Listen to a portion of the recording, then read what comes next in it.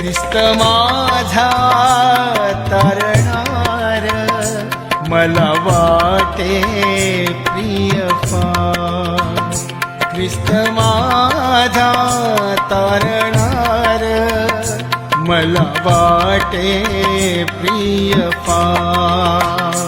ख्रिस्त माझा तारणार, मला वाटे प्रिय फार. प्रभू येशू ख्रिस्ताच्या सर्वश्रेष्ठ नामात आपणांस अभिवादन. भारताच्या 75व्या प्रजासत्ताक दिनानिमित्त आपणास हार्दिक शुभेच्छा. आजच्या दिवसाचे महत्त्व आपणा सर्वांस ठाऊकच आहे. 1947 साली आपला देश स्वतंत्र झाल्यानंतर आजच्याच दिवशी 1950 साली आपल्या भारताची राज्यघटना लागू झाली. राज्यघटनेत देशातील सर्व घटकांसाठी नियम, कायदे, हक्क व कर्तव्ये यांचे सविस्तर लिखाण असते.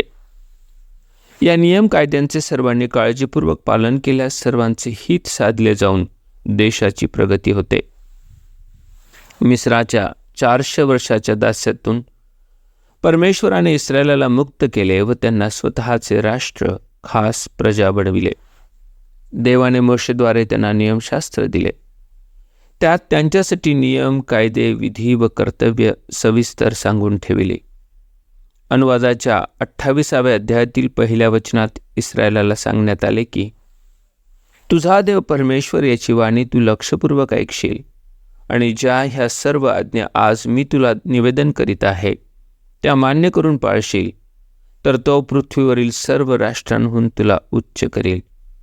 थोडक्यात देवाने दिलेले हे नियमशास्त्र इस्रायलाला काय योग्य व काय अयोग्य याचे ज्ञान करून देणारे होते. ते पाळणे त्यांच्यासाठी हितावह होते. अर्थात नियमशास्त्र कठोर होते. त्यानुसार जीवाबद्दल जीव, डोळ्याबद्दल डोळा, दाताबद्दल दात, हाताबद्दल हात, पायाबद्दल पाय, डागण्याबद्दल डागणे, जखमेबद्दल जखम, फटक्याबद्दल फटका असा न्याय सुचविलेला होता. नियमशास्त्र चूक दाखवून शिक्षा करीत होते. मनुष्याने केलेल्या पापांबद्दल प्रायश्चित्त व्हावे म्हणून नियमशास्त्र सांगते की रक्त सांडले गेले पाहिजे. त्यानुसार वर्षानुवर्ष प्राण्यांचे रक्त सांडले गेले.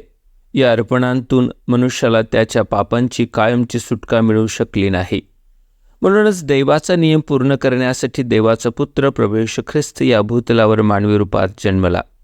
स्वतः निर्दोष व निष्कलंक असताना देखील त्याने मानवाच्या पापांसाठी स्वतःचे अर्पण केले. तिसऱ्या दिवशी तो मरणातून पुन्हा उठला. त्याने नियमशास्त्र रद्द नव्हे तर पूर्ण केले. नियमशास्त्राची पूर्तता झाल्यावर आमच्यासाठी आता कृपेचा नवा नियम लागू झाला. जो कोणी मृत्युंजय ख्रिस्तावर विश्वास ठेवतो त्याचे कृपेने तारण होते, म्हणजेच त्याला पापांची कायमची क्षमा व सार्वकालिक जीवन प्राप्त होते. आपण देखील प्रभू येशू ख्रिस्तावर विश्वास ठेवून खऱ्या अर्थाने स्वतंत्र अशी देवाच्या राज्यातील देवाची खास प्रजा नाही का बनणार? तसे करण्यास परमेश्वर आपले सहाय्य करो. धन्यवाद.